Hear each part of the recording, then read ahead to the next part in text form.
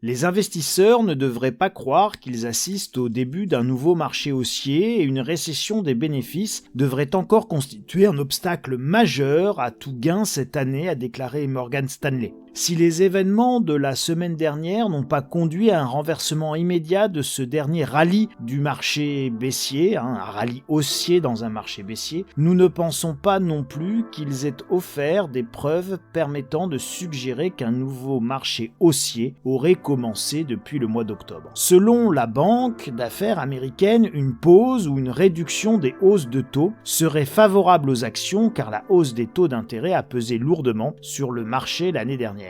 Mais les vents contraires n'ont pas disparu et la réduction de taux pourrait intervenir plus tard que prévu, avertit Morgan Stanley. En effet, la Fed pourrait maintenir encore longtemps les taux d'intérêt à un niveau élevé en raison de la vigueur du marché du travail et de la force du dollar américain. Ce sont deux signes que l'économie pourrait encore supporter des conditions plus strictes et M.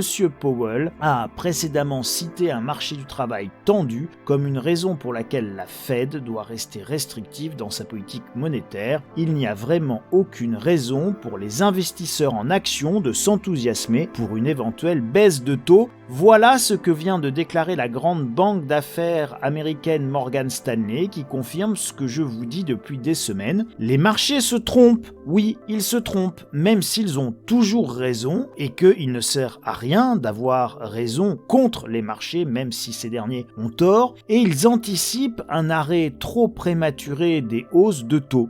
D'ailleurs, le président de la Réserve fédérale de Minneapolis, Neel Kashkari, a déclaré mardi que la croissance explosive de l'emploi en janvier est la preuve que la Banque centrale a encore du travail à faire pour maîtriser l'inflation. Cela signifie qu'il faut continuer à relever les taux d'intérêt, car il estime probable que le taux d'emprunt de référence de la Fed devrait passer de sa fourchette cible actuelle de 4,5 à 4,75 à plus de 5,4%.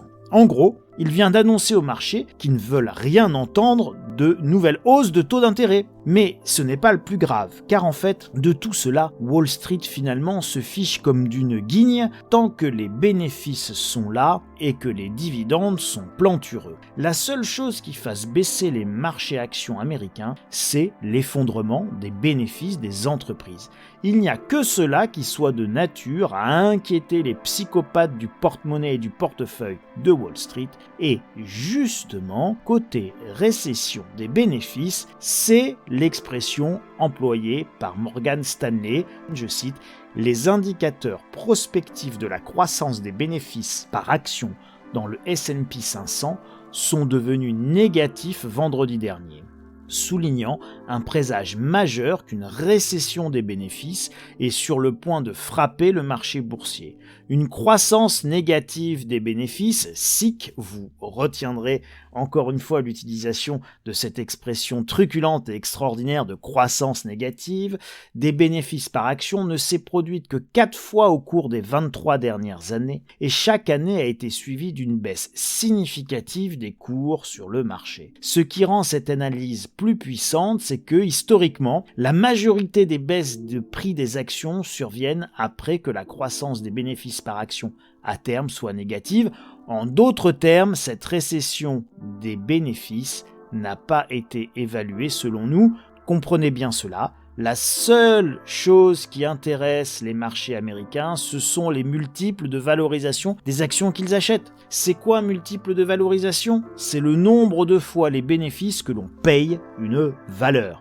Les actions peuvent parfois valoir 10 fois, 20 fois, 25 fois leurs bénéfices annuels. Quand une action vaut 25 fois son bénéfice annuel et que ce dernier diminue, alors l'action qui valait 25 fois plus plonge globalement 25 fois plus vite pour se réajuster et prendre en compte l'effondrement des bénéfices.